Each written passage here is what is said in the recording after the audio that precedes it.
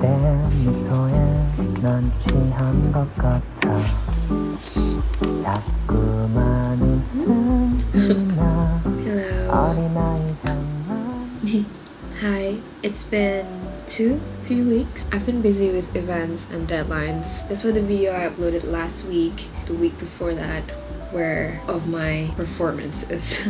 But I'm free now. My deadlines are over and I have nothing big coming up. Well, at least not soon.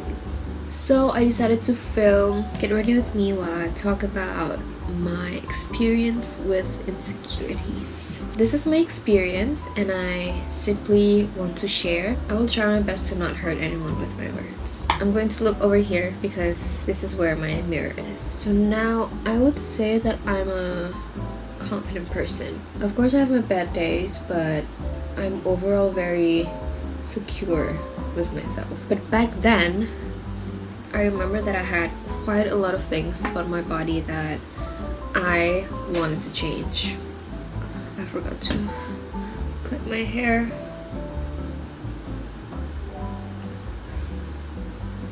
They should work. Okay. So I had my insecurities back then. I thought I was too short. I didn't like that my friends were starting to grow taller than me. And I thought I had too much fat in the wrong places. And I thought my skin was too dark. I thought my smile looked weird. And I thought my eyes were too far apart. Like what? I blame the internet, honestly, and the ridiculous beauty standards it imposed on me as a little girl. So I had those insecurities years ago, right? And at the time, Victoria's Secret models were the big thing. Now don't get me wrong, Victoria's Secret models, they were beautiful, absolutely gorgeous, and they still are. I'm not blaming them here. But people on the internet began making them the beauty standard. You had to look like them or else you were ugly. Or you had to try to look like them because if not, what are you doing? One thing I remember very, very vividly is the thigh gap trend. Oh my gosh, it was all over the internet and it was awful. There were tons of posts and articles about it, like workouts to get a thigh gap, what to eat to get a thigh gap, how to pose to look like you have a thigh gap, what else? What to wear if you don't have a thigh gap? That was insane.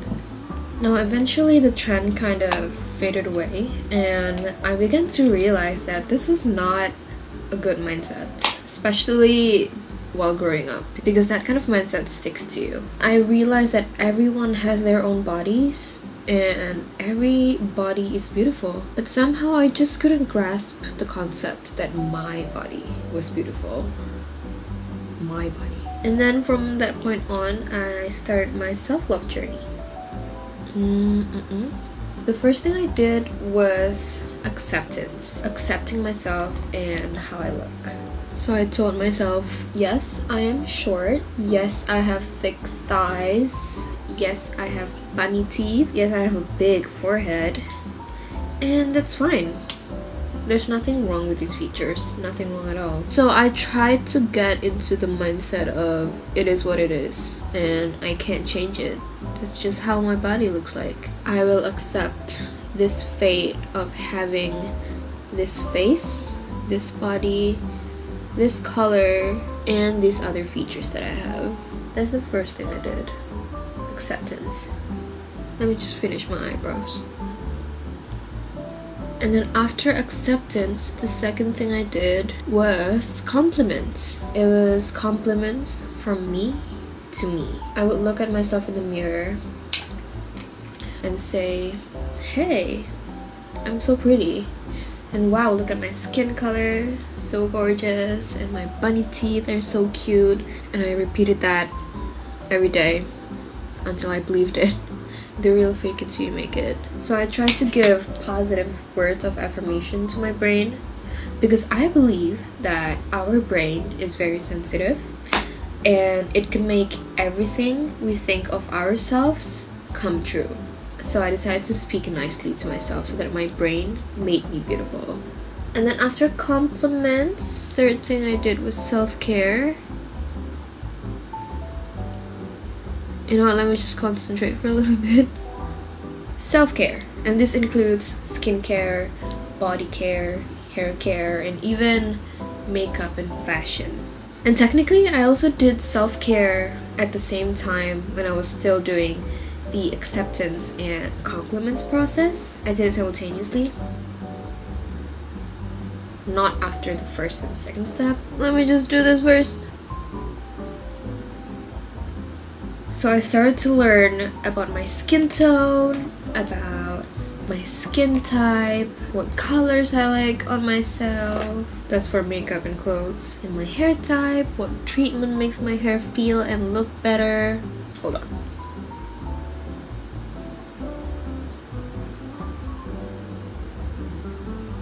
And my body shape, my body type, and what kind of clothes make me feel confident. And while doing this, although I did refer to a lot of advice on the internet, I also made sure that I was not simply following them because they were on the internet and supposedly correct. I made sure that I also asked myself if I agreed with it, if I liked it. And at the end of the day, I decided to always choose what I think looks good on me, regardless of what I see on the internet, because my opinion is what matters. Now, after self-care, we have the last thing. We have love. We have love. Love. So after accepting myself and complimenting myself, taking care of myself, I got love. From who? My brain. My brain gave me love. And I finally loved myself. I no longer just accept myself, I love myself. It's no longer just, it's okay if I have bunny teeth. Now it's, I love my bunny teeth and I don't want them to be gone because I love them and they make me me. Without my bunny teeth, I wouldn't be me. What would make me special? I wouldn't be special again, I wouldn't be me. And the same goes to my height, my forehead, and the other insecurities that I had. My blush is so cute. Oh, I forgot to say that I actually already put on lip cream before we started. Because without lip cream, I would look like I was a dead person. I'm just gonna add more. Okay, I'm almost done with my makeup. I'm going to curl my lashes.